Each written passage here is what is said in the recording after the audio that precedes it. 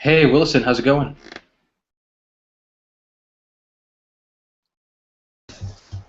Hello, Farhan. How are you? Hey, good, good, good. How's life with you? Fine, thank you. That's great, that's great. Nothing interesting over the weekend? It was just a normal weekend? Yeah, it was a normal weekend as usual, you know. That's great. You were able to relax, I'm sure. Yeah, it's kind of. How was your weekend? Weekend was great. My friend came up to visit me from another city, so it was really fun. We were able to hang out. We went to a restaurant. Yesterday we went to the gym. And it was a very, very fun conversation that we had. Just like whenever we had a chance to talk, it was very fun. So, um, Oh, great. yeah, it was a lot of fun. After probably, I saw him in August, but only very briefly. And then he was here this weekend, so we were able to talk and share, you know, ideas and laugh a little bit. So it was a change from my normal schedule. Yeah. Hmm. Good Emmy, morning, good good evening. morning. How's it going? It's okay. Hi, Wilson. Hey, Amy. Wilson. Hi. Hi. How are you doing? I'm fine, thank you. It's 6 a.m. Great. now. I know In it's the so morning. early in Saudi right Yes, now. I just pray and enter the Kadingo. Yeah, that's nice. Welcome. Did you have any interesting stories from the last few days, like maybe the weekend or anything like that, Emmy? Mm, no, but I take a lot of articles. It was nice in the Mm-hmm. weekends. One of them about the war in Vietnam with Mr. Bert. Mm-hmm. And he talked a little about Syrian war, and I love this article. Mm-hmm. Yes, it was nice actually. Yeah, historically, many people are actually comparing Syria as Iran's Vietnam, because Mm, Iran has been sending many uh, has been supporting that government, and some people say maybe even supporting them with military intelligence, with people, with actual arms. So similarly, it seems like it's a civil war in that society, right? That a foreign power is intervening. Uh, mm, that a foreign power is intervening in, I should say. So just like the United States, we had North Vietnam, South Vietnam fighting with each other.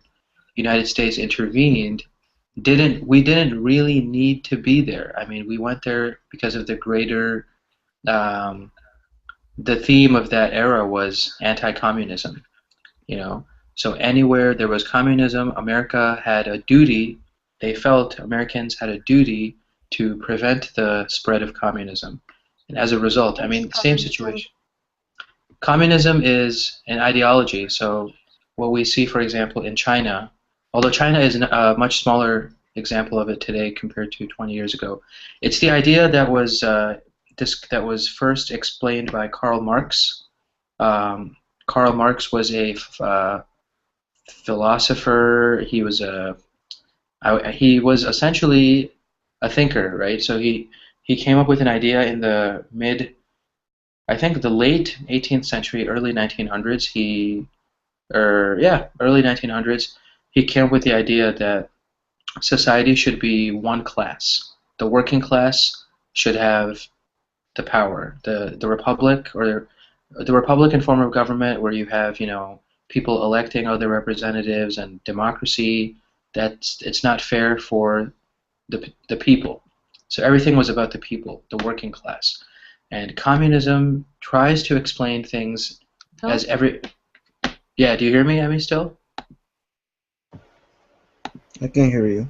Okay, Wilson can hear me. Okay, Emmy, do you still hear me?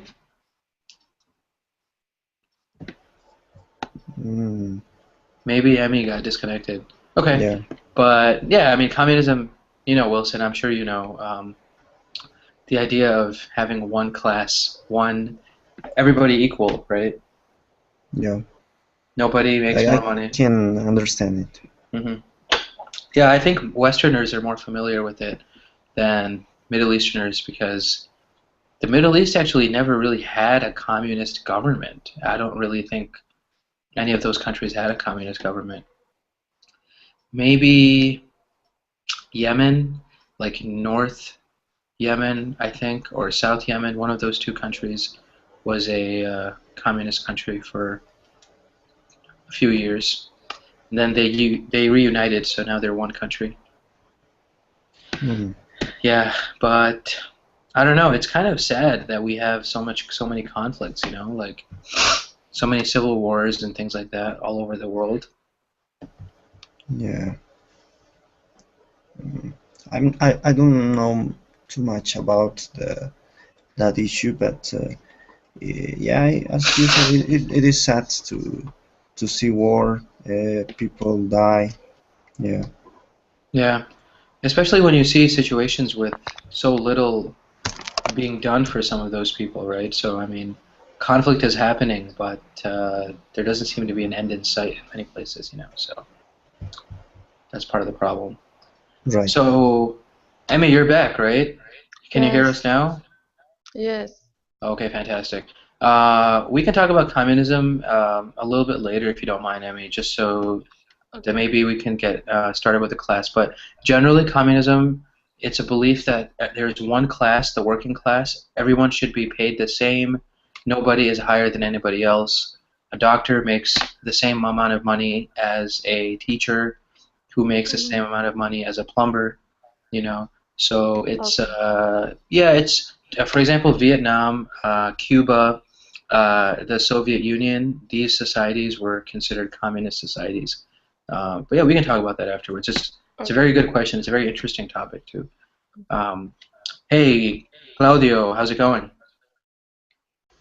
Oh, hello, Fran. How how much time? I don't know. You is a lot of. I don't see you. I didn't see Yeah, you. it's been a long Okay, time. Yeah, it's a long time. It's a long time. Oh, absolutely. how Welcome about back. you? How about you? Nice to meet you again. Nice to see you again. Yeah, no, things are great. I think it's finally getting to be a little bit nicer weather. The summer is slowly leaving us, so we are getting, nice colors on the trees, and the temperature is getting nicer. It's getting cooler. So, Ah, is it fall? Is it fall in you say? Yes. yeah, Am it I? is. It is. It's just about to start in a few days. Yeah, fall is going to start. Ah, oh, okay. In Brazil is winter, so I know. it's same cold in these days. Oh, but this weekend the sun the sun was going to top of the sky and I went to the beach and take any waves and I I enjoy it. That's awesome. Yeah, you guys are about to start spring, and we're about to start fall up here. So it's great. So, guys, let's get started, actually. It's been about 12 minutes past the hour. So today we are going to focus our lesson actually on learning about the irregular plurals as well as the words that we use to describe more than one, essentially, right? So when we look at irregular plurals in English, there are several examples, right? Usually when we make a plural, a regular plural, we make by adding an S to the end of the word, right? So one notebook, two, what would that be? Books. Two books, right? So from one book, you make it two books. All you do is add an S, right? What about, Wilson, what about if I were to say one man? Then what would it be for two Two men. right? Same thing. What about Emmy? If I say one woman, what is it for two women. women, right? And Claudio, what if I say, for example, one child? What does that become? Children. Two children, right? So these are examples of irregular plurals. These are words that we cannot just add an S to, that they have a different spelling in English, right? Instead of one child, we have two children. We don't say two childs, right? And there are some situations where where we don't add anything. The Those same are word. the regular, aren't they? Well, for example, fish, right? So if you want to say fish, you could say 7 fish in the sea. You probably wouldn't say fishes, right? So some words you actually just keep the word the same, right? Other words, however, are these irregular plurals. So the spelling changes, and it's not just with S, right? We see this a lot in the words that relate to animals. So, for example, goose. Do you guys know what a goose is? It's a bird. No. You guys don't know what a No. goose is? Give me 1 sec. I'll show you guys what a goose is. Okay. I never heard about guesses. I'm sure you guys saw it before. It's in probably most everywhere in the world, but we see a lot of there are a lot of this kind of bird in the U.S. So this is a goose, okay? So one goose, two geese, right? So this is a completely different scenario. One goose, two geese. This is also an irregular plural, right? So for some of these, you just have to memorize, right? For other ones, it's just simple. You add an S. One elephant, two elephants. One cat, two cats. You know, same situation. It's not different. But for goose, it's geese, right? For mouse, what's the word for mouse if there's more than one mouse? Mice Mice. or mice. Mice. Yeah, mice, right? Mice. Exactly. So Mhm. 3 mice, one mouse, right? 3 mice, one mouse. So there are some other ones too, right? So what about tooth? Claudia, what about tooth? Tooth. Yeah, one tooth, 7, Oh, teeth. 7, Okay, teeth. 7 Teeth. teeth. Exactly, right? Teeth. 7 teeth, right? Oh, What about, let's think of it as, there are other ones too, right? So geese and teeth are kind of the same, right? Because you have the double O, T-O-O becomes T-E-E. In goose, you have G-O-O becoming G-E-E. is Tooth, it a, teeth, goose, geese. Yeah. is it a kind of rule? Is it a kind of rule? It's not a solid rule. I don't think I can. These are the 2 examples that I can think of right now. Other ones where they become, no, honestly, Claudio, I don't know if it's a rule. I just know these 2 as examples. If I think of another one, I'll let you know though. Okay, okay. Yeah. Yes. In the So practice, I will send it. absolutely. What about if we talk about life? So this is actually a rule. This one is a rule. If a word ends in FE, like life, then when we make it plural, we have to make it, how do we change it? So, Wilson, if it's one life, two Lives. lives, right?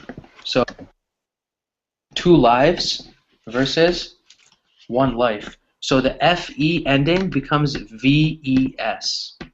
right? There's actually another example of this. So, Emmy, one wife, 7 Wives. wives, right? Same situation. VES. WIVES. Mm. 7 wives, right? So, and there are other ones, for example, that don't change. So I was talking about fish before, right? One fish, 2 fish. One fish, 1,000,000 fish, right? One sheep, 300,000 sheep, right? We don't change sheep to sheeps, okay? Nobody says sheeps. Same thing with deer, right? So these are animals. One deer, 786,293 deer, right? It's completely the same. So deer, fish, sheep, all of these words. So, any questions, guys? Yeah. I have a question. Sure. I could say that the rule for deer, fish, and sheep is when I am talking about animals that live in a big community. I don't know how to say. A big community. Yes, yes, A big yes. community is a kind busy, biz, buzz, Uh-huh. buzz. I forgot the word now. Biz, buzz, buzz, buzz, buzz. Oh, bees. Yeah, yeah, yeah, bees. You're right, Biz. right, right. Bees, yeah. But Oh, see, bees is B becomes bees. beeps. Yeah, so B, you have to add an S, right? Bee, One bee, 300 People. bees. bees. People. People and zoo. Rehan. Yeah, People and where? Zoo. person and people. I don't know. Person and people. Person and people. Yeah, yeah. Person and people is a good example, right? What about, so also another one, right? This is where it gets complicated, okay? This is where English is amazing in a very, like, not a very fun way. But there are specific words to describe that community that you're talking about, Claudio. So if you want to say a group of fish, right, you actually can say a school of fish. A school of fish is a community of fish. Okay? Oh, okay. This is when it gets more and more technical. And every animal has a specific word to describe the group. So I understand. for example, a herd of bison. You guys know what bison is? Bison is No. this like really big American like cow, bull, bison, right? Okay. When we say bison, same thing. 3 bison, 700 bison, 8 bison, right? So a herd of bison is a community, a very large community.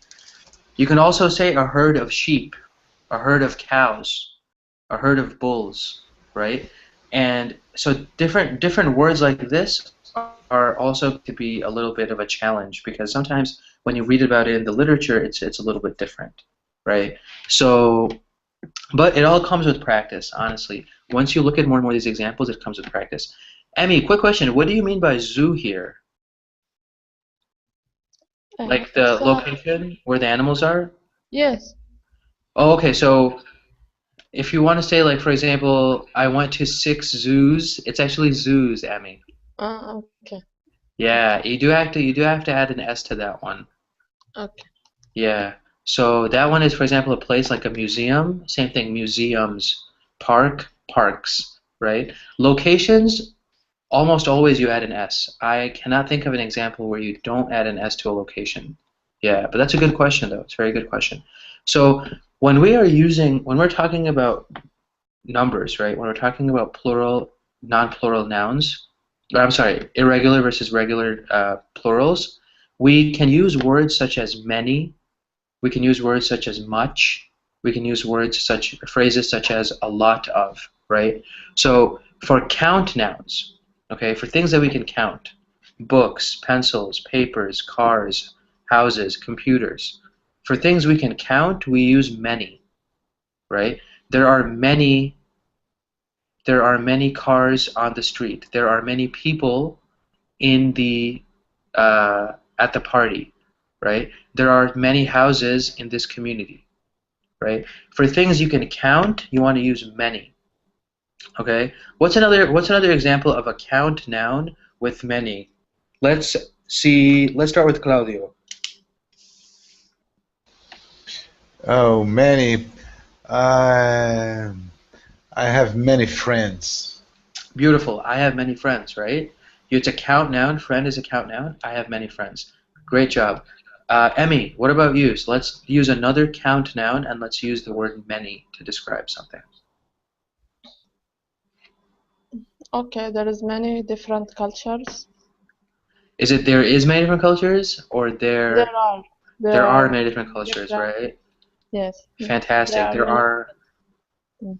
fantastic, fantastic. Wilson, what about you? One other phrase with many using a count noun. Okay. Mm, today I have seen many balls in the street. Yeah, right? Fantastic. So you are going to be using the same situation. Count noun, you can use many, right? So now, Wilson, let me flip it for you. For non-count nouns, we use much. Can you give me an example of a sentence with a non-count noun using much? Hmm.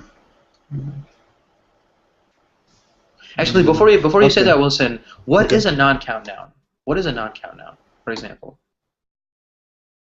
Like, what are examples of non-count nouns that we use? Count nouns we can count. What's a non-count noun? Why don't you explain it to the class? Well, it's a thing that um it's a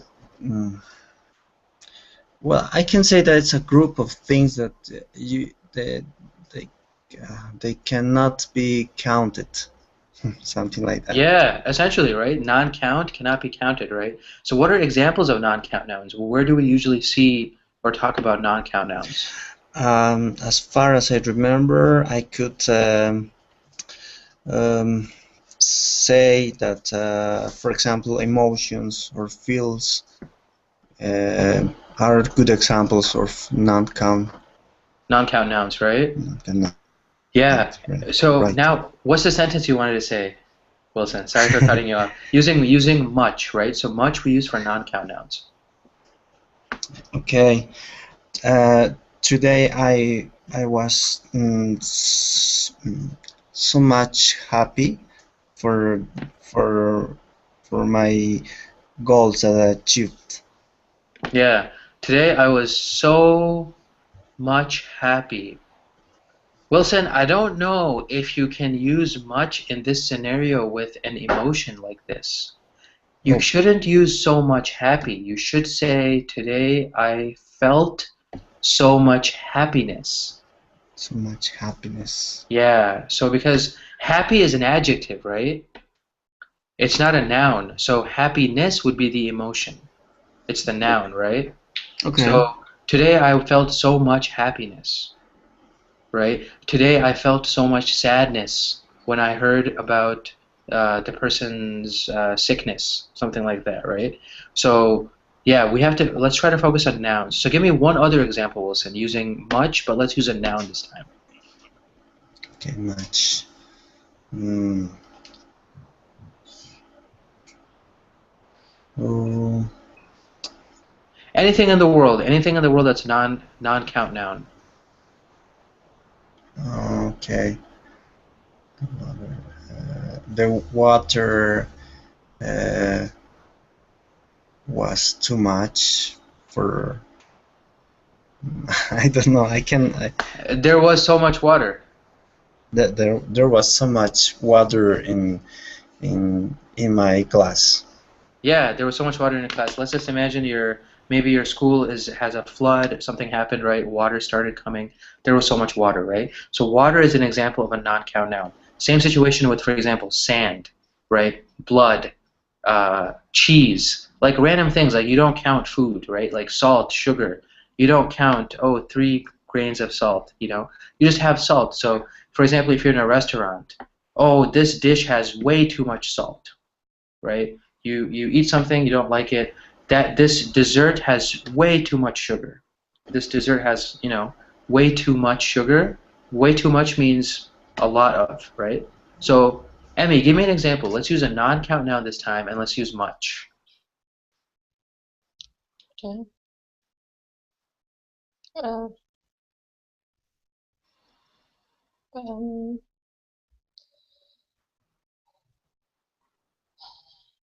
So what are some of those examples, right? Sand, rice, sand, water, blood.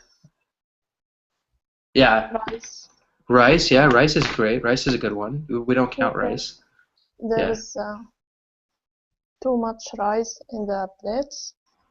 Yeah, there's too much rice in the plate, right? So you're having kabsa, and they give you the leg of the camel, and they give you all this rice, right? So Yes. that's a lot of food, right? So there's too much rice, right? So Claudio, let's hear from you. Let's use another example of a non-count noun, and let's use the word much to describe it. Okay. And he spent much money with his house. Yeah, right? So Maybe I need to use a lot of. He spent a lot of money. yeah, I was just about to say that, Claudio. For the case of money, maybe British people will say he spent much money. Yes. Americans, we really don't say that. Americans, we would say a lot of money, right? And a lot of this phrase we can use for both count and non-count, right? So it Yep. actually works. It works in this sense if you use it in if you use a lot of, but much doesn't sound But perfect. Wilson is question Yeah, us about and I am curious about it too. sure, sure, And sure. money is countable or non-countable? Money in the sense that it's being described as an idea, right? Like money. We're not saying, dollars, we're not saying cents, we're not saying, actual amounts of money. Because we're just saying money, it is a non-count, right? So for example, I, you know, uh, like we never say many money, for example, right? You can't say I make so much money, right? Yes. I make so much money. I make much more money than my friend, right? No. Much more money than my friend. So that is a little bit more of a better example. But lot of, we can use a lot of for money very easily. I have a lot of money. But people don't say I have much money. The I same, I haven't heard it that much. okay, the same thing happened with the word time. The Americans don't usually say he spent much time. He spent a lot of time. He spent a lot of time, or we usually add, for example, to with time. He spent too much time, right? Oh, He okay. spent too much time working on that project. He spent too much time sleeping, Or he right? spent too much money. Too much money. Fantastic, fantastic. He spent too much money when he went shopping, right? So Okay. those are the examples that Americans use. I think British people use, for example, they might actually say much money. I mean, think of it in this sense, right? When you're asking a question, you can say, how much money is this? Right? Oh, That's probably the best example of Americans saying much and money together. How much money is this? How much money do you have? Right? How much money do you make? how But in much is the it? how much is it? Yeah, how much is it, right? So those are a little bit more common examples. So, but yeah, great job though. I mean, having this conversation is really opening up some of these ideas, right? So a lot of, like we said before, guys, can be used for both of them. So you can say a lot of cars, a lot of computers, a lot of water, a lot of sand, a A lot of lot of rice. salt. A lot of salt. Exactly.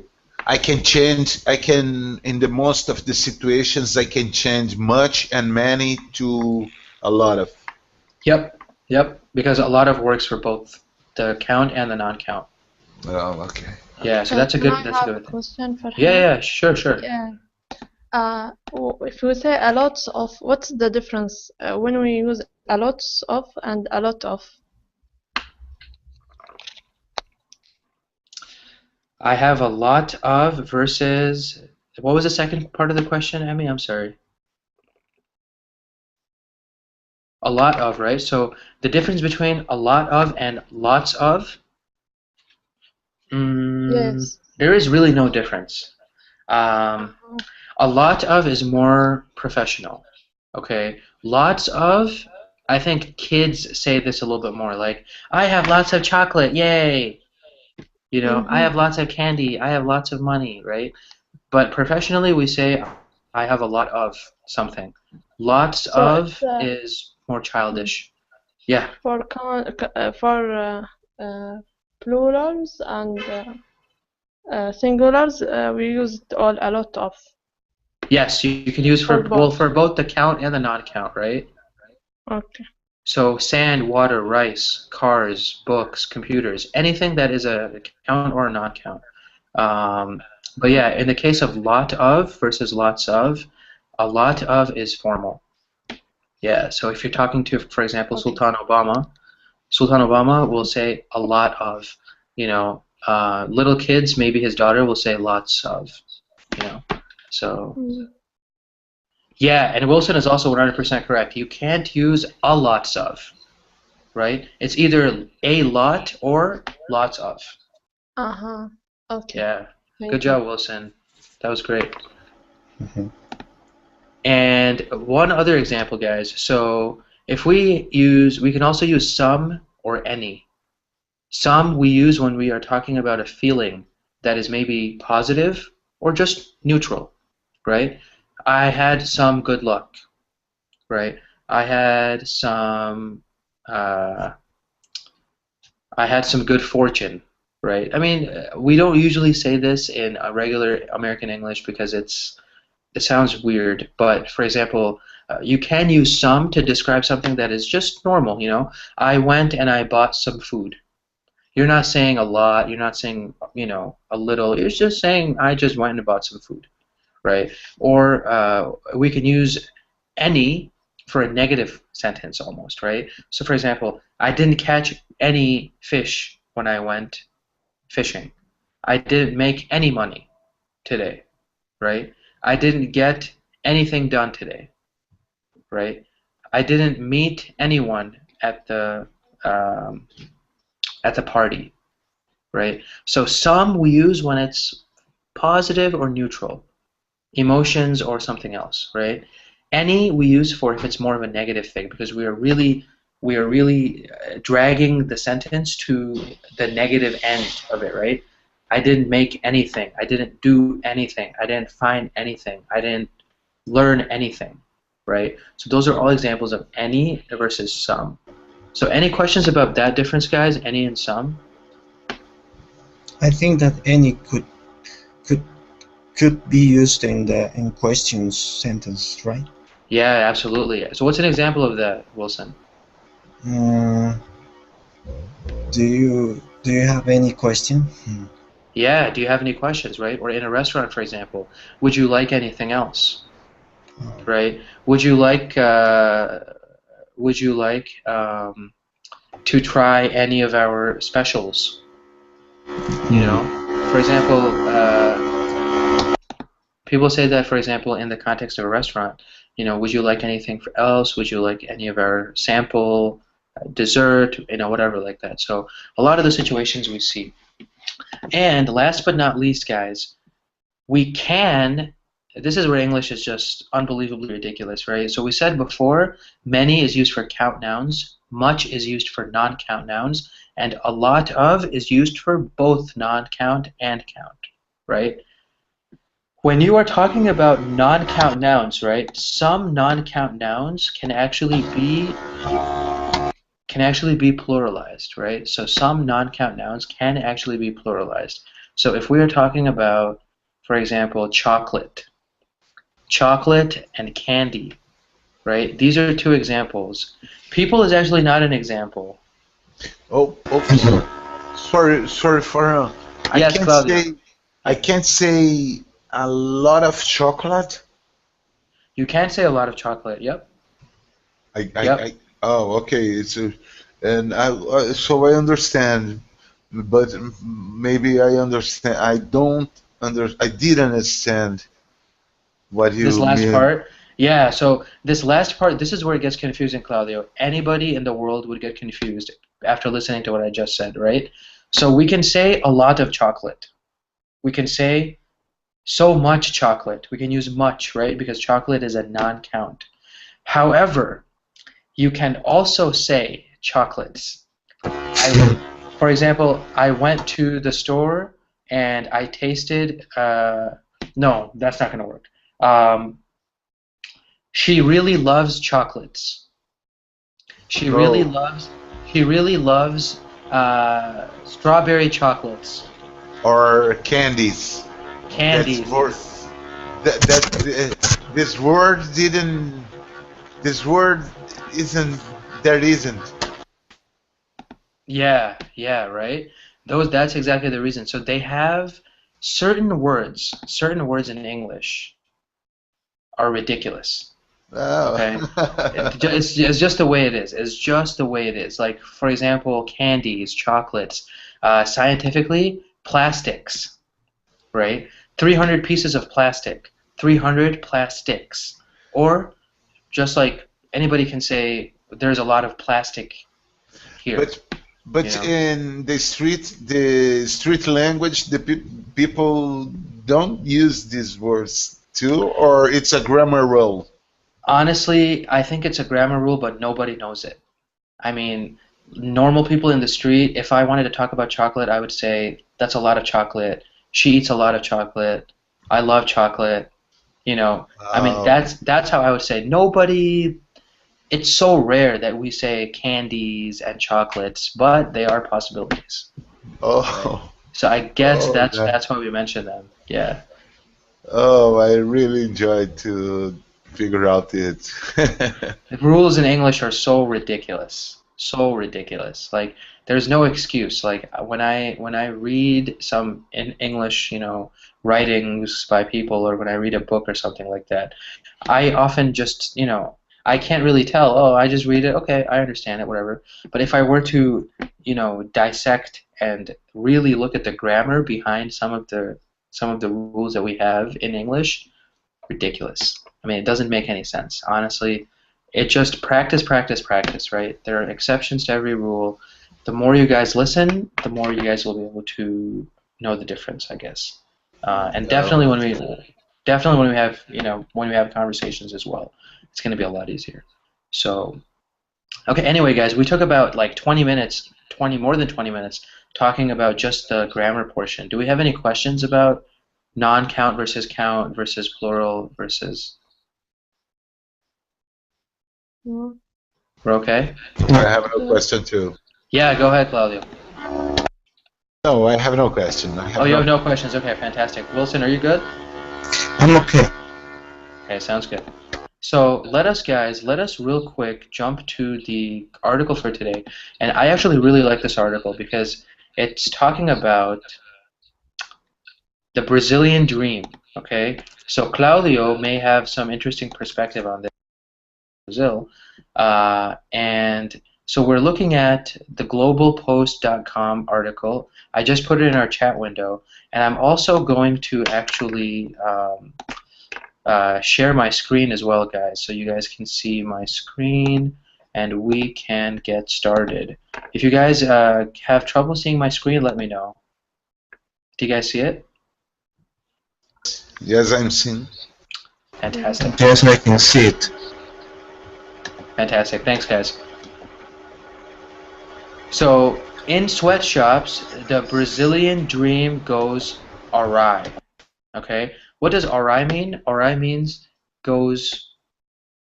becomes problematic, becomes a disaster, right? Or awry is the opposite of going well. If something goes awry, it's not going well. It's going poorly, right? So in sweatshops, the Brazilian dream goes awry. Brazil's economy has risen, but it's generated new social problems along the way. Sao Paulo, Brazil. When Margot Alarconciles woke up one morning last year and found her son sick with what appeared to be a cold, there was little she could do but wrap him in an extra blanket, walk down the hallway, and start her workday. sewing clothes for up to 11 hours a day, 6 days a week. I couldn't leave my machine, she said. Without my job, we could not eat. Her 5-year-old son's condition deteriorated, and without proper care he soon died. Still grieving, alot Conciles now questions her decision to leave her native Bolivia for Brazil, where salaries can be many times higher, but poor immigrants often must settle for work in sweatshops. This work is not worth it, she said on a recent Sunday as she waited to meet with an accountant who helps immigrants avoid legal problems by filing tax returns. Despite efforts by Brazil's government to prevent labor abuses and the tragedies that stem from them, thousands of immigrants continue to toil in illegal factories supplying clothes and other goods to some of the country's best-known retailers. Officials and immigrant advocacy groups tell Reuters. Their stories show how one of the world's biggest economic shifts of the past decade, the rise of large emerging markets such as Brazil, have generated new social problems that many of the countries don't yet have the financial resources or experience to deal with properly. As the economy boomed, the Brazilian dream became a magnet for workers from poorer Latin American countries, such as Bolivia, Peru, and even faraway Haiti. While Brazil's per capita income is only a quarter of the United States, it's still double that of Bolivia, and its currency has been so strong in recent years that migrant workers have been able to support entire families back home. In Sao Paulo, the country's business center, the number of immigrants from other South American countries more than doubled between 2000 and 2010 to over 23,000, according to the Brazilian statistics agency IBGE. However, unofficial estimates by city officials put the number at between 200,000 and 400,000.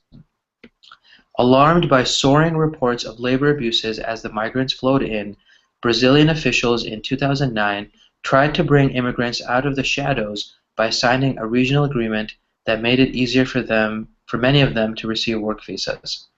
Rather than rely solely on police raids to uncover abuses, the government also consults regularly with immigrants' advocacy groups to find trouble spots and has held retailers responsible for labor abuses on production lines. However, like many other recent initiatives, including greater policing of Brazil's borders, the officials monitoring immigrants' welfare appear to be understaffed and underfunded. Sao Paulo's metropolitan area has a population of 20 million.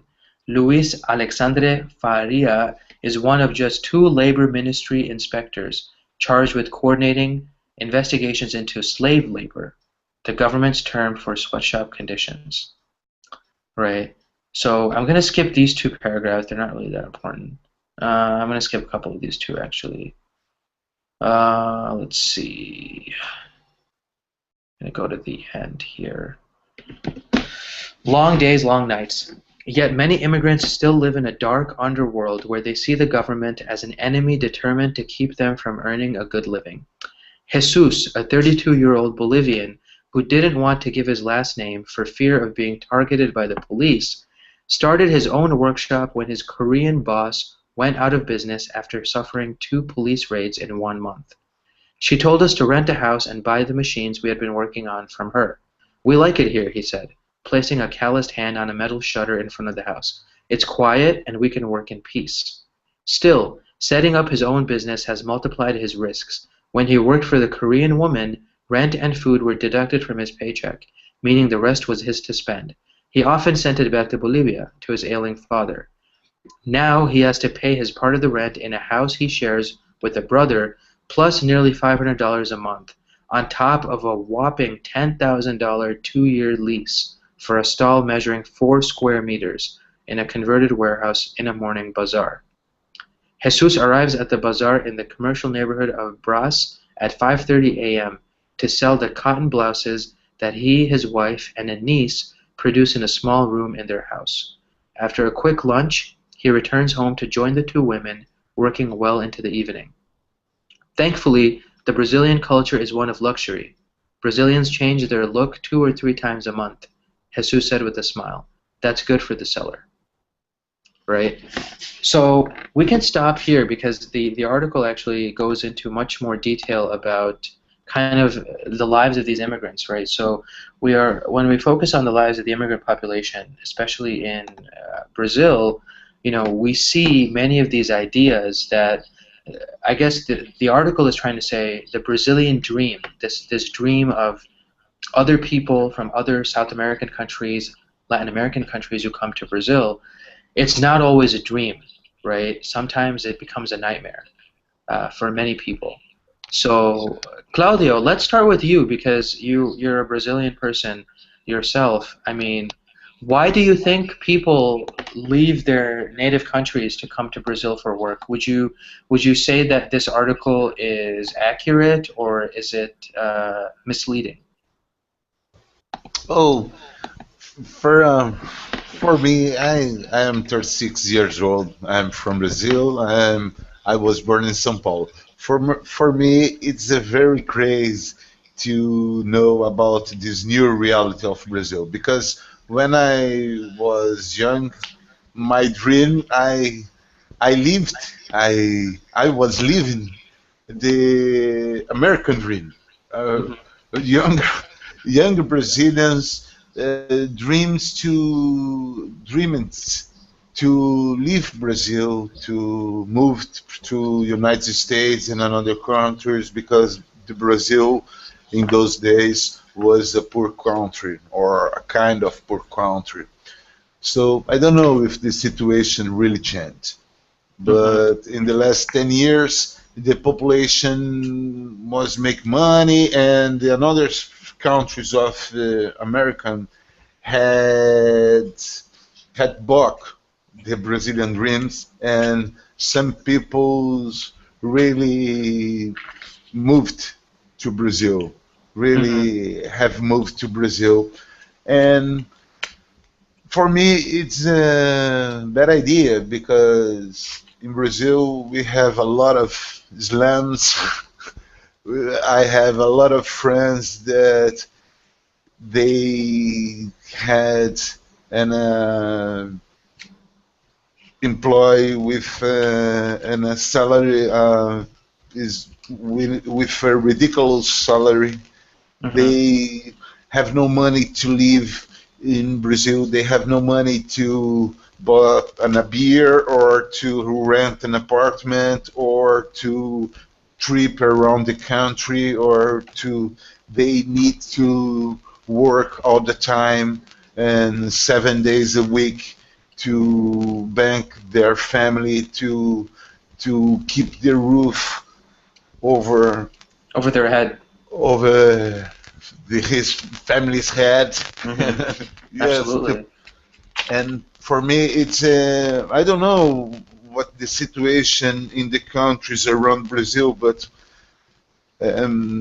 if the people was moved to São Paulo, for example, I think that that person must be in a lot of difficulties because Brazil have too many problems, Hmm. and the people, I'm sure that the person will leave a lot of problems in this country. But I don't Yeah. know because and that's it. Hmm. No, I think that's a very valuable opinion, right? I mean, looking at it from the perspective of a Brazilian who lives in Sao Paulo, who was born in Sao Paulo, right? I think what you're saying that, the Brazilian dream for Brazilians is not even a dream, right? Brazilian young people are perhaps more interested in making their future outside of Brazil. Um, but, I mean, Brazil, would you say, Claudio, that Brazil is a magnet? That maybe because Brazil is more global, more, it's a large country with a lot of, resources. Is that maybe something that might attract people from, Peru, Haiti, Bolivia, all these different places? Do you think that might be the reason? Yes, I have an idea because in Brazil the politics invest in marketing, advertisement.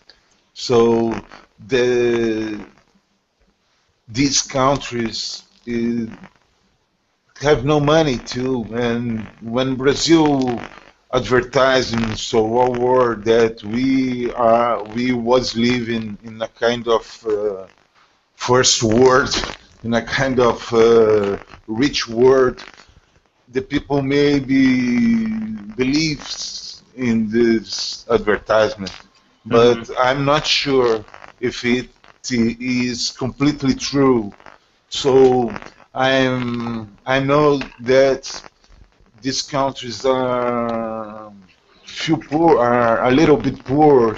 So I think that it could be a good idea to move to São Paulo, but I'm sure that these people probably will not get a good job, will not get a good house, but will probably will have in some difficulties. But in their native countries, the difficult could be more, could be bigger.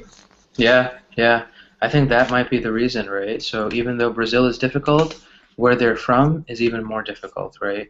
Um, Emmy, what do you think about this article? Just, I don't know how much you knew about the Brazilian economy or the immigration problem, I guess. But I mean, is this something you can relate to, maybe from your personal background?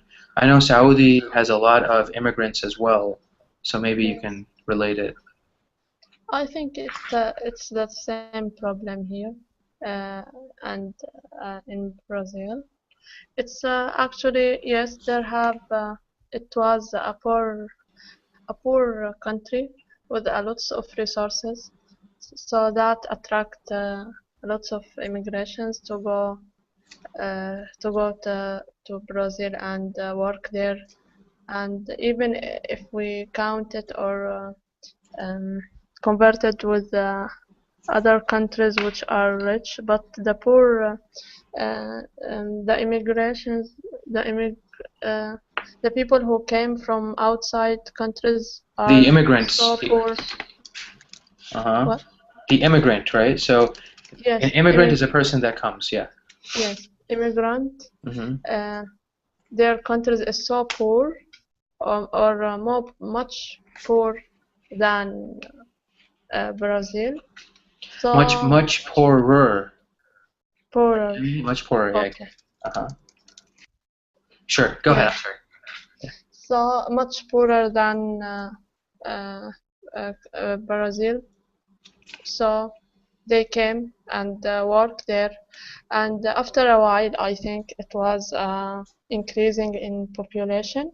Mm-hmm. So increasing the competitions between the civil citizens and the immigrants. Mm-hmm. So I think that's what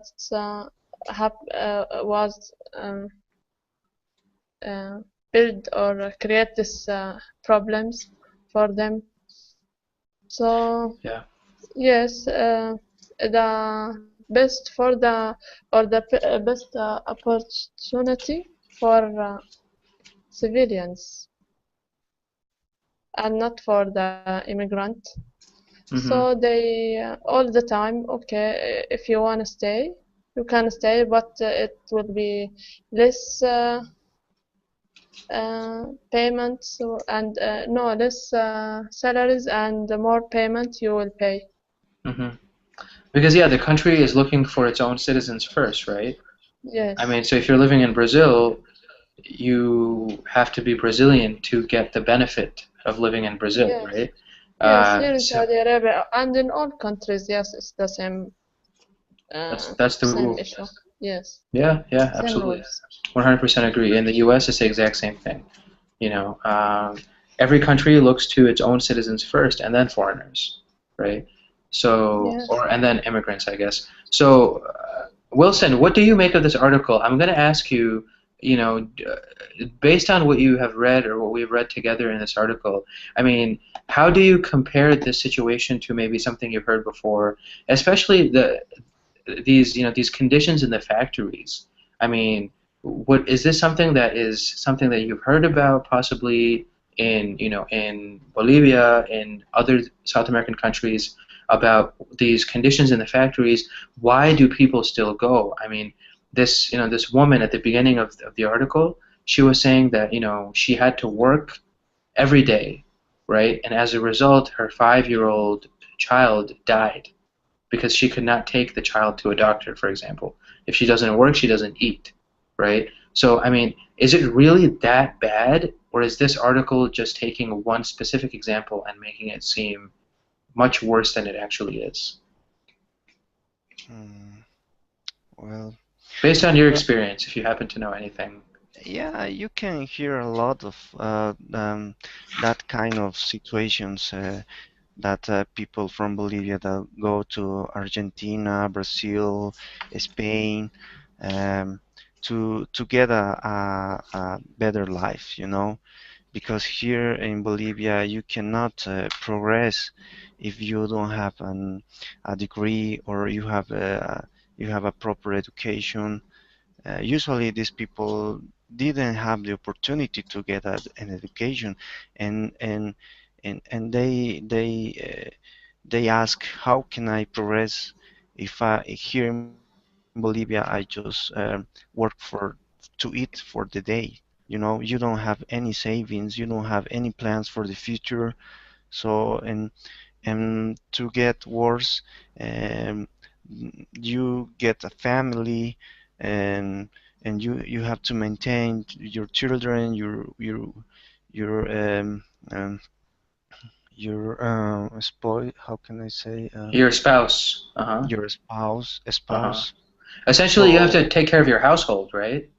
yeah, Yeah. you can imagine it's very stressing for some people.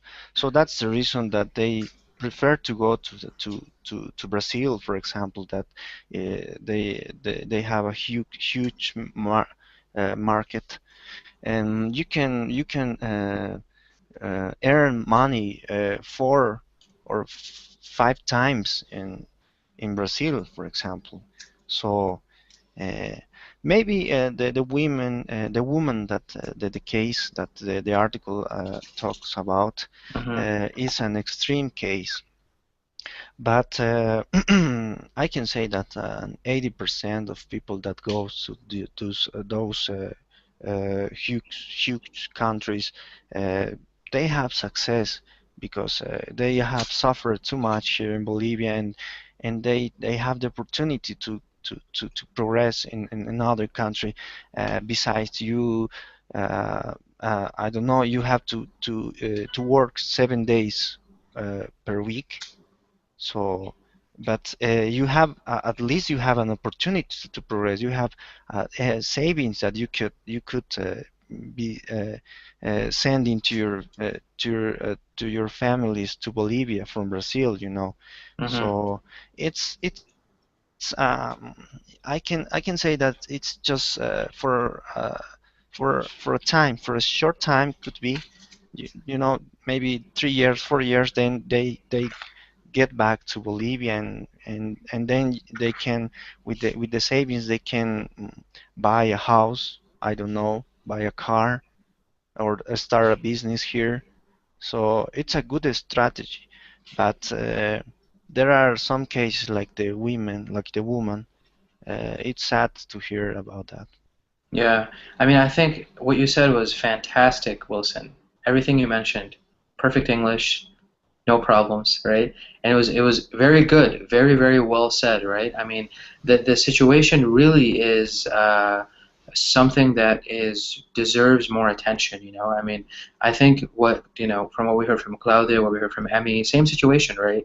Desperation leads people to make choices that are very difficult, you know? I mean, if you are desperate in your own society, it doesn't matter how many days a week you have to work if it's progress, right? If you have that opportunity to progress. right? If you have that opportunity to make progress. And we see the same situation in every country in the world. You know, there was a joke that if the United States was maybe surrounded by more countries, you know, we happen to just have Mexico and Canada. But let's say if we had maybe other countries to our east, to our west, instead of oceans, that we would already be a very multicultural society, much faster multicultural society, and also have a lot of these problems that we hear about in other countries. For example, Brazil is surrounded, right? Bolivia, Guyana, Peru, Venezuela, Colombia, every country in South America, I think, except for Chile, touches Brazil, right? Or maybe one other country doesn't touch Brazil, but Brazil is a massive country, so it's the immediate magnet, right? People come. The United States is a magnet for many, you know, South Americans and Central Americans as well. In the Middle East, like we heard from Emmy, the UAE and Saudi Arabia and Kuwait and Oman, every country except for Yemen is a destination for immigrants, right? Because you can make money, you can work hard, and you can send the money back home. So yeah, it's a very common theme, right? And I guess kind of the last question I wanted to ask you guys was, do you think that Brazilian society, maybe this is more for Claudio, and we will ask the others in a little bit. I'll ask Emmy and Wilson in a little bit. But how is Brazilian society dealing with this immigrant population, Claudio? I mean, for example, if I was a Colombian in Brazil, let's say, and I'm working, is there racism? Is there stigma? Do people say, "Oh, look at that guy. He's Colombian. He's poor. He's an immigrant"? What's society's view of these immigrants, Claudio? Um, in my opinion, Brazil always really immigrants always really had been welcomed to Brazil. Brazilians always welcome the foreigners with the family.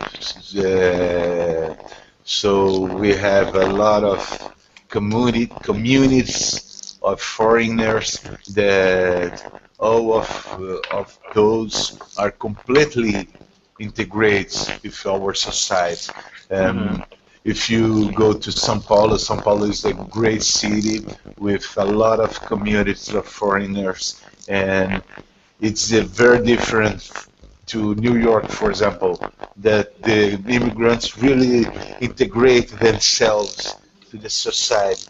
A while, I don't know if it will change, but in my opinion, oh, I have. It's better I said about my life. I have a lot of foreign friends, and I work with some of them, and I have them with my friends, with my another friends. I see them with my friends. So anyone that needs or want to came to Brazil to work will be welcome. Will be. That's it. I think that's my scene is it's reflect of scene of the society, of the look of the society. Society. That's awesome. I mean, I think I really like that example, you know, where you talk about personally, your friends, Brazilian society. You used your friends as an example. You're very, you know, welcoming to your friends from different countries.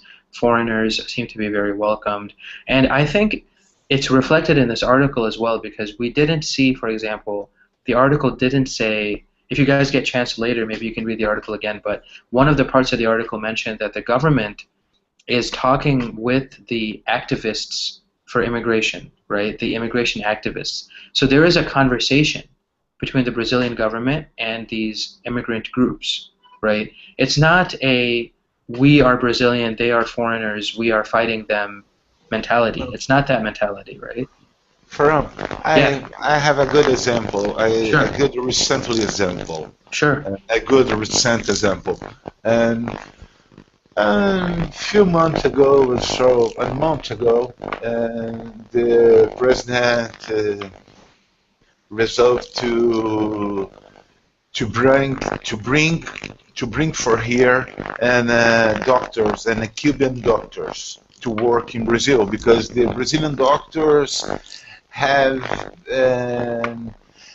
have no have no handle with the demanding of the health of Brazil. I don't know Hmm. if you were They have understanding. they have no they don't have a handle on the demands in Brazil. Yes, Uh-huh. yes. So when the government decides to bring Brazilian doctors to work in Brazil, Hmm. the communities of Brazilian doctors claim it about it. They became concerned about it and they claim it. And all Brazilian society appoint the Cuban doctors or Brazilian. The Brazilian society, the last research to people to discover if the people support or not support the Dr. Cubans, and Hmm. 85% of the population support the Cuban doctors.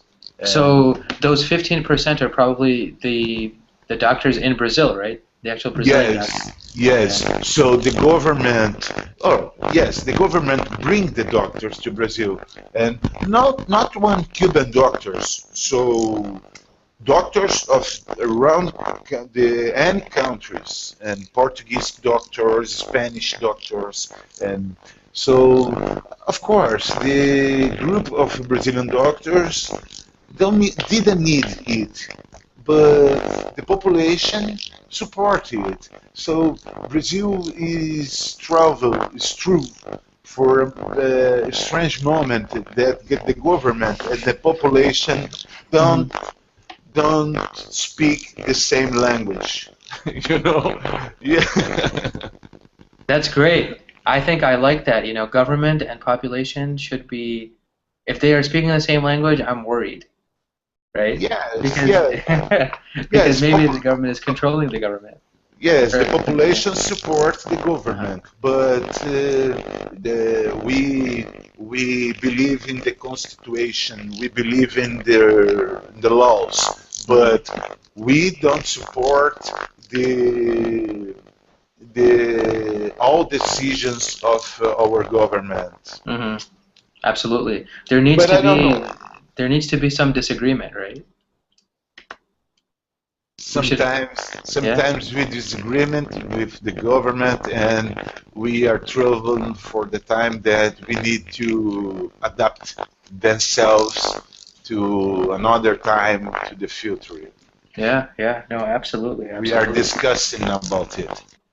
Yeah, so I mean, governments are slow to change sometimes. I mean, governments are a lot of old people usually, and they have their million-dollar homes and their large checkbooks and their large bank accounts, and sometimes they don't remember the people, the actual citizens of the country.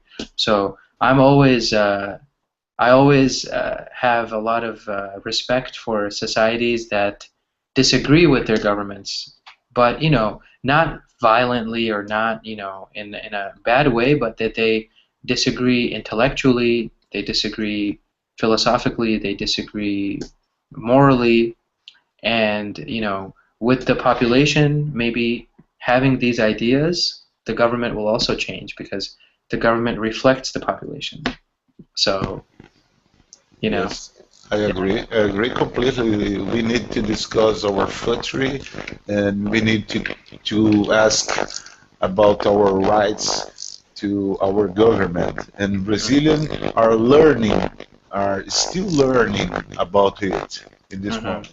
So I think that in the future we we would build in a better democracy, a really democracy in Brazil. I think Hmm. about it, and I think that this moment is good. Just for this, that's it. Yes, but let's go to the World Cup. That's Brazil's next. It's going to be on the world stage. The World Cup is when Brazil is going to be on the world stage, and the Olympics. So all eyes are on you, Claudio. We are looking forward to an amazing couple of years from Brazil. Yes, yes, the people were so happy about it. I'm too, but I don't know. Oh, maybe came the World Cup and it will be good for us and Olympics too, but maybe we spend a lot of money with those events. Yeah, we have to just wait and see. I think good and bad, right? Double-edged sword.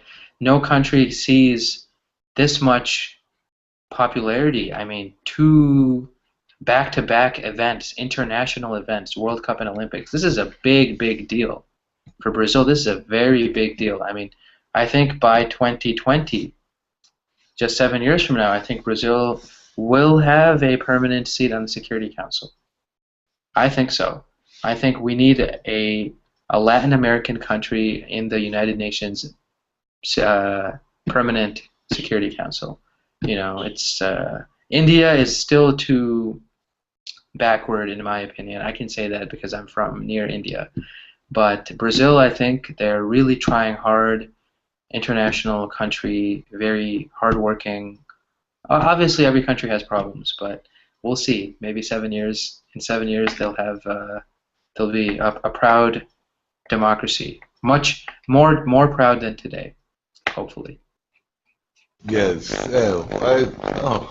I, oh, I think that if you is right, or if you are right, and I'm happy, but we need to work to to came these good things. Yeah, We need to work a lot. it's not easy. Yeah. Yes. So, Emmy, just a last question for you. So, same situation. I mean, what about what happens in Saudi? You know, we were talking about these immigrants, and we were talking about the society, how maybe these immigrants come from poorer societies, and they are living in Saudi because there's more opportunity, there's more, they can make money.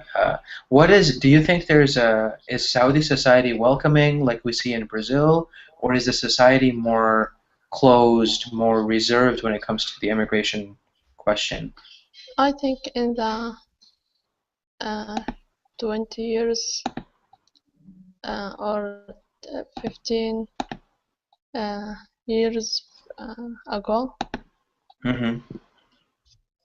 the recent 15 years was have a lot of problems with immigrants because the numbers are increasing, and actually they ask them to come when the time that the education in Saudi Arabia was less, Mm-hmm. and they need a lot of educations or a lot of workers who have degrees.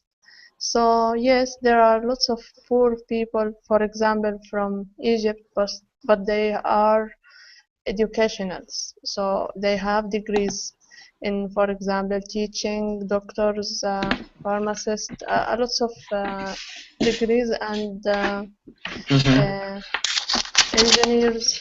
Yes. So they came them, and they are more than welcome.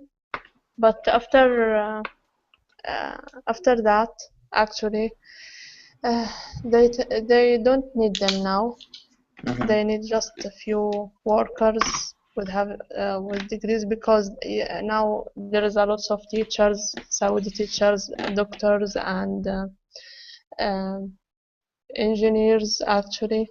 So now they are problem for them.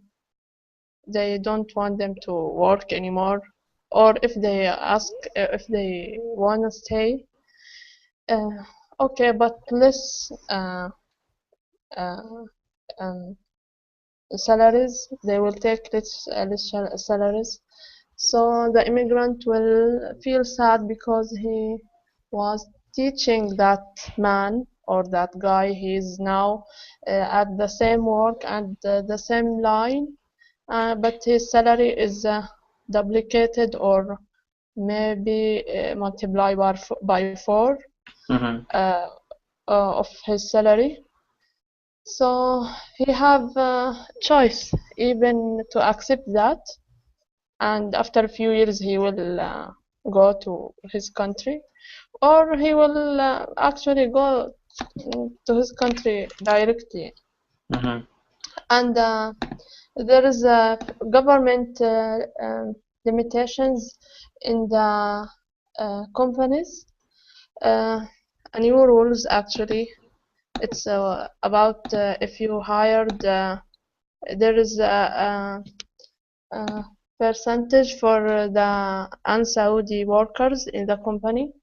Mm-hmm. If it's more than this percentage, Non-Saudi, I mean, non-Saudi is a little yes, better. yes, non-Saudi, sorry, Mm-hmm. non-Saudi, Sure. non-Saudi citizens Mm-hmm. or non-Saudi people. Mm-hmm. Non-Saudi people, yeah, people works. Yeah. Okay, non-Saudi, they will have to pay tax. The company have to pay something like that. It's the tax or more money for work non-Saudi uh, in their countries, in their companies. Mm-hmm. Sorry. So Companies, it yeah. was so hard for immigrants to accept that actually, and a lot of problems. Mm-hmm. But I think it's I don't know actually, and there is in this year there happened a lots of problems for the immigrants who came in the Hajj seasons, so they don't have Mm-hmm. papers. They just stay in. They are not legal or illegal immigrants. Illegal, So illegal. illegal, yes, illegal immigrants. So the government are looking for them all the time, and if they catch any one of them, they will pay money and go directly to their countries. Mm-hmm. They're going to be deported, right? So somebody, if they catch illegal immigrants, they deport them. Deport means they send them back to their Yes, original country. Uh-huh. yes.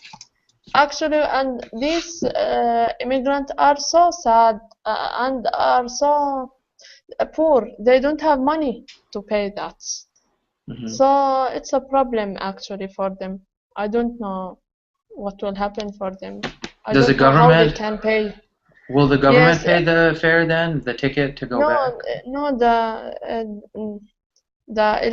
illegal immigrant must pay money and then go out.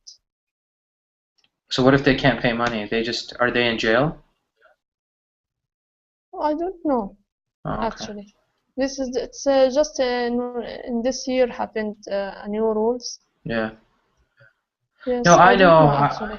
I've actually heard about this situation, Amy, before. Like when my parents went to like Umrah once, they said that there were like so many people there from like Nigeria, from like all sorts of countries that they came for Hajj and they never left.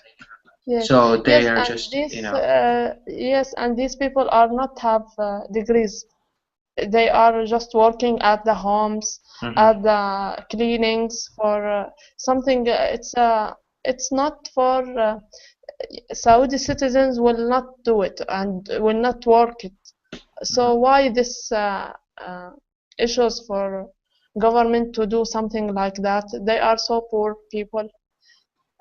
This is what make some even Saudi citizens are mad from the government for this. hmm They're the miskin, yani. Yes. There's nothing there's nothing we can do, right? So it's the same situation though in any country, right? In the United States, there are debates. Why do we have all of these Mexican immigrants coming in and taking our jobs? You see people they're marching in the streets. Americans will not do their jobs. Okay? An American will not pick onions in a field for $1 an hour. No way, Yes. no way. So these Mexicans are coming, and they are, of course, they are illegal because they cross the border, right? But nobody will do their job. So I mean, you either have a machine do it or you either have people do it. And these farmers want the people because it's cheap labor. And I go to the supermarket and I get cheap onions because of cheap labor. I mean, Yes. it's all economics, right? There's no the bottom line is money. Everything boils down to money, right? Unfortunately. So, Wilson, any last comments from you? Emmy, thanks for sharing. That was great. Uh, Yes. Anything from you, Wilson, that you wanted to say, just in terms of, I think, maybe Bolivia also is seeing the impact. So, for example, in your society or in your culture, in your country, have you seen changes that these immigrants have maybe brought back to Bolivia?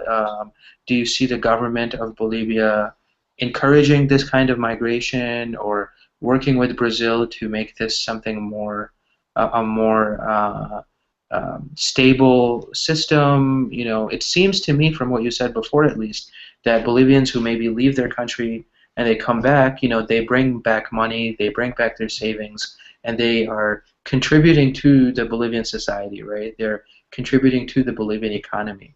So how have other Bolivians, for example, you, your friends, your family, how have you guys seen any changes because of this money coming back or the government encouraging this kind of action?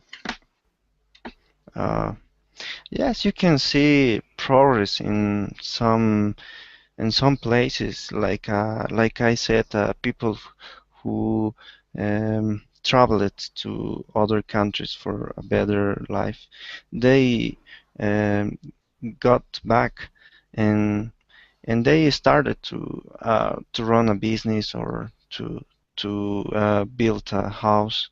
Mm-hmm. So yeah, yeah, it's better for our economy, for our people. Mm-hmm. But the government is focused in other things. Mm-hmm. So I don't think that the government is worried about this kind of traits, or um,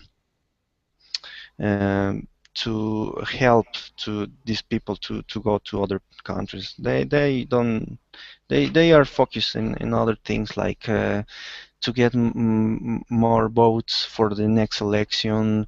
I don't know, or to um, help to certain people that are supporting them, the Mm-hmm. government. So yeah, it's very difficult here to talk about the government. Mm-hmm.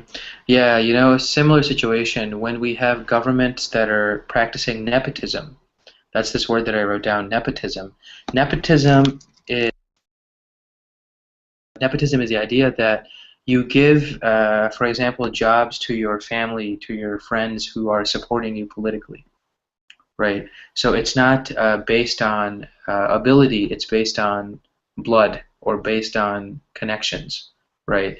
And nepotism is something that is very prevalent in many parts of the world. India is a very corrupt society, and we have nepotism is very common. So also Claudia is saying also in Brazil.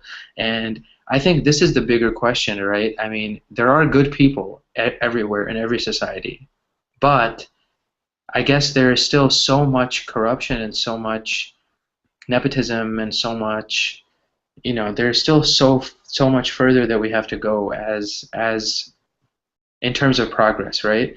I mean, I think Brazil's motto is order and progress. It's on their flag, right?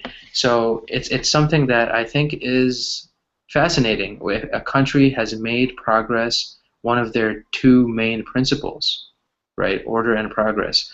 But we are waiting for that, I guess. People are working hard for that goal, and maybe I'm hopeful that we'll be able to reach it. Brazil maybe will reach it before other countries.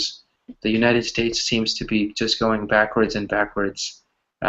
We are not making much progress, I think, in terms of the society and, in terms of immigration. Maybe if President Obama changes some of the rules, he will bring hope to many of the immigrants in the United States. But as of right now, we are still in a very similar situation, and nepotism is also a problem here. So if you remember, there was a guy named George Bush. His dad was also president, right? And his brother is a governor, right? His other brother is whatever. So nepotism also happens here, and maybe what they're saying? They're saying Hillary Clinton for president in 2016. I would like to see that. I would vote for her if she ran, I think. Because she's a smart woman. I mean, so is that nepotism? Maybe Bill Clinton, Hillary Clinton, right? Bush, Clinton. Exactly, right? Bush, Clinton, Obama, Clinton The again. daughter, I think, daughter of Bill Clinton. Yeah, Chelsea. Chelsea's not doing Yes. anything in politics right now, I don't think. I think You she's a don't know, lawyer. like Yeah. Boss, the Yeah. son. Did you see the movie? Wow, it's Which so one? embarrassing. For Boss. Yeah, but which one? They made so many movies. I don't know. Yeah. I will tell you The name of it? the name later. Yeah. Mhm. Bush is, oh my God. Like that family is just like such a case, such a funny I case. just wanna ask you people, how did you vote to him twice? How did he won twice in the elections? I don't know. I didn't vote. I didn't vote. I was too young. But I know people are still focusing on that election, 2004 election. Yeah, it was a disaster. I mean, 2000 was a disaster, Yes. right? Al Gore, when he lost, nobody knows. Still, people don't know. Still, people are saying that, for example, they say that when in 2000, many parts of Florida, so Florida was the last state that was still undecided. Al Gore, George Bush, Al Gore, George Bush, right? And there are still allegations. People are still saying, 12, 13 years later, that some people were not allowed to vote. People who the government thought would vote for Al Gore, for example, those people were not allowed to vote. They went to the voting station, and for example, they were given reasons to leave. Like, hey, if you leave, then I'll give you a box of cigarettes. If you leave, I'll give you money. If you don't vote, I'll give you money, right? I mean, conspiracy theories, people have been hearing this information for the last 12 years. But it makes you think, right? I mean, politics is a dirty business anywhere in the world. So, I don't know. Wilson, I feel your pain, man. Bolivia is not too different, trust me. The U.S. has the same stuff. It's different. Then the person needs to be the kind of the politicians and the spirit of the politicians to the politicians. But if the person not have it, it's very difficult to understand, because when I was hearing all talking about their countries, I think, oh, maybe the problem is different, but sometimes a little bit similar. Really, there's no difference. I think word, the same word. Yeah. Different culture word, but the same word. Yeah, maybe we have less of it here. Maybe people don't find out. Maybe they do it very well. Maybe it's a secret. Maybe, I don't know. I can say 1,000 different maybes, right? I can give you 1,000 different reasons. But ultimately, people everywhere in the world, I think, have the same problems, right? So when it comes to opportunity, when it comes to progress, right, there are people who have the keys, and then everybody else is trying to get their key, their chance, their opportunity. So yeah, it's almost universal, I would say. But I have hope that people who work hard will be able to succeed. But anyway, I'll stop talking now, guys. Any questions about anything that we talked about today, guys? So we started with plurals, with irregular plurals. We talked about, for example, mouse becomes mice, goose becomes geese, tooth becomes teeth, woman becomes women, right? All those different things, down to this question about immigration, the Brazilian dream, economics, opportunity, progress, hope, challenges, Obama, Bush, Clinton. we we talked a lot about different things. Yeah. WikiLeaks, Farhan. WikiLeaks. Yeah, sure. Well, I'll just make a class on WikiLeaks. We'll talk just about WikiLeaks and about Snowden and all these other clowns that are running around, in Russia now. Unbelievable. Anyway, guys. So, no questions? Everyone's good?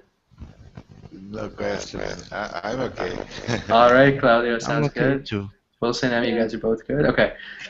So, all right, guys. Pleasure once again, as always, to speak with you guys. I have another class tomorrow, same time, rest of this week as well. So I look forward to seeing you guys. Okay. Bye, Farhan. Thank you. Yeah, take Thank care, you, Emmy. Farhan. See Take care, you. Bye. Hope Wilson. to see you again. Bye, Emmy. Yep. Bye, Farhan. Bye, Bye, everyone. See you, everyone. Claudia. Take care, guys. Bye. Bye-bye. Bye. Bye.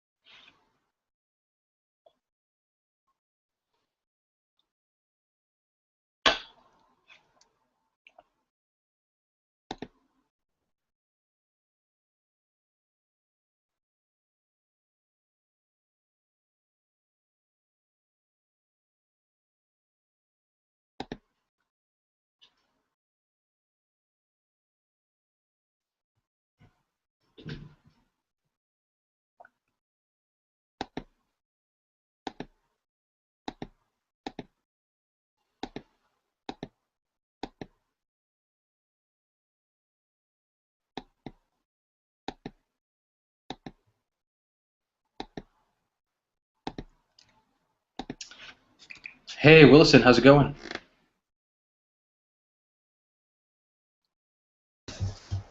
Hello, Farhan. How are you? Hey, good. How's life with you? Fine, thank you. That's great. Nothing interesting over the weekend? It was just a normal weekend? Yeah, it was a normal weekend as usual, you know. That's great. You were able to relax, I'm sure. Yeah, it's kind of. How was your weekend? Weekend was great. My friend came up to visit me from another city, so it was really fun. We were able to hang out. We went to a restaurant. Yesterday we went to the gym, and it was a very, very fun conversation that we had. Just like whenever we had a chance to talk, it was very fun. So, um, Oh, great. yeah, it was a lot of fun. After probably, I saw him in August, but only very briefly, and then he was here this weekend, so we were able to talk and share, you know, ideas and laugh a little bit.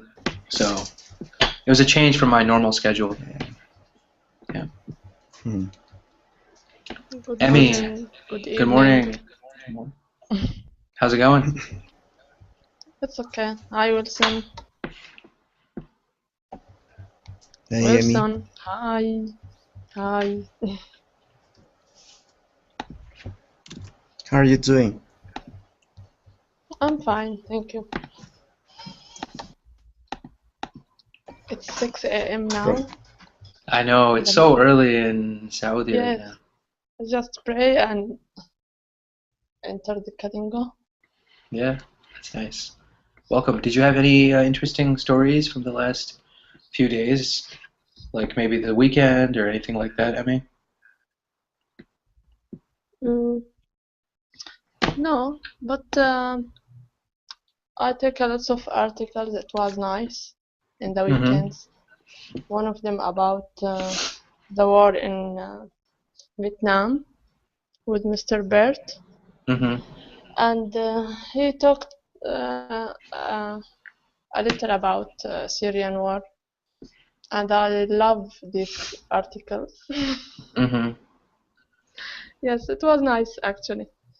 Yeah, historically, many people are actually comparing Syria as Iran's Vietnam, because Mm, Iran has been sending many, uh, has been supporting that government, and some people say maybe even supporting them with military intelligence, with people, with actual arms. So similarly, it seems like it's a civil war in that society, right? That a foreign power is intervening uh, mm, that a foreign power is intervening in, I should say. So just like the United States, we had North Vietnam, South Vietnam fighting with each other. United States intervened. We didn't really need to be there. I mean, we went there because of the greater. Um, the theme of that era was anti-communism.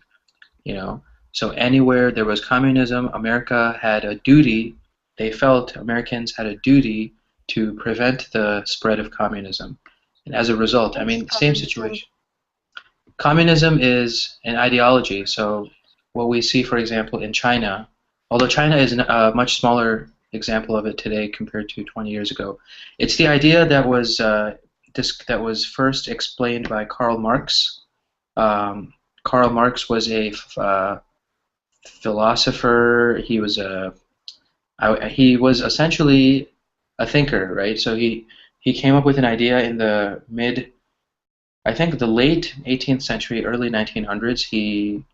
Early 1900s. He came up with the idea that society should be one class. The working class should have the power. The republic, or the republican form of government, where you have people electing other representatives and democracy. It's not fair for the people. So everything was about the people, the working class. And communism tries to explain things Huh? as every. Yeah, do you hear me, Emmy, still? I can hear you.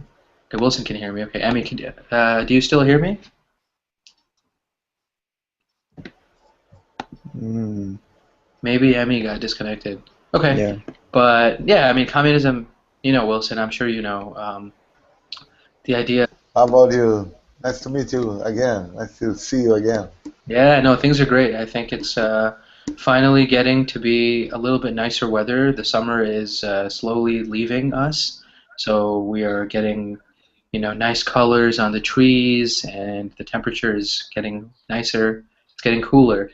So, Ah, is it fall? Is it fall in USA? Yes? yeah, Or it is. not? It is. It's just about to start in a few days. Yeah, fall is going to start. Ah, oh, okay. In Brazil is winter, so I know. it's same cold in these days. Oh, but this weekend the sun the sun was going to top of the sky and I went to the beach and take any waves and I I enjoy it. That's awesome. Yeah. You guys are about to start spring, and we're about to start fall up here. So it's great. So, guys, let's get started actually. It's been about 12 minutes past the hour. So, today we are going to focus our lesson actually on learning about the irregular plurals as well as the words that we use to describe more than one, essentially, right? So when we look at irregular plurals in English, there are several examples, right? Usually when we make a plural, a regular plural, we make by adding an S to the end of the word, right? So one notebook, two, what would that be? Books.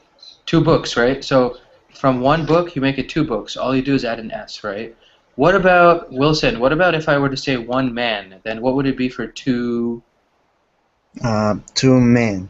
two men, right? Same thing. What about Emmy? If I say one woman, what is it for Two women. two women, right? And Claudio, what if I say, for example, one child? What does that become? Children. Two children, right? So these are examples of irregular plurals. These are words that we cannot just add an S to, that they have a different spelling in English, right? Instead of one child, we have two children. We don't say two childs, right? And there are some situations where where we don't add anything. The Those same are word. the regular, aren't they? Well, for example, fish, right? Of having one class, everybody equal, right? Yeah, Nobody makes I more money. can understand it. Hmm. Yeah, I think Westerners are more familiar with it than Middle Easterners because the Middle East actually never really had a communist government. I don't really think any of those countries had a communist government. Maybe Yemen, like North Yemen, I think, or South Yemen, one of those two countries was a communist country for a few years. And then they reunited, so now they're one country. Mhm. Yeah, but I don't know. It's kind of sad that we have so many conflicts. Like so many civil wars and things like that all over the world. Yeah. I don't know too much about that issue, but yeah, as usual, it is sad to see war, people die. Yeah, Yeah, especially when you see situations with so little being done for some of those people, right? So I mean, conflict is happening, but there doesn't seem to be an end in sight in many places. So that's part of the problem. right. So, Emmy, you're back, right? Can you hear us Yes. now? Yes. Okay, fantastic. We can talk about communism a little bit later if you don't mind, Emmy, just so that Okay. maybe we can get started with the class. But generally, communism, it's a belief that there's one class, the working class. Everyone should be paid the same. Nobody is higher than anybody else. A doctor makes the same amount of money as a teacher, who makes the same amount of money as a plumber. You know, so it's Okay. yeah, it's for example, Vietnam, Cuba, the Soviet Union. These societies were considered communist societies. But yeah, we can talk about that afterwards. It's a Okay. very good question. It's a very interesting topic too. Um, hey, Claudio, how's it going? Oh, hello, Fran. How how much time? I don't know. You it's a lot of. I don't see you. I didn't see Yeah, you. it's been a long Okay, time. Yeah, it's a long time. It's a long time. Oh, absolutely. how Welcome about back. you?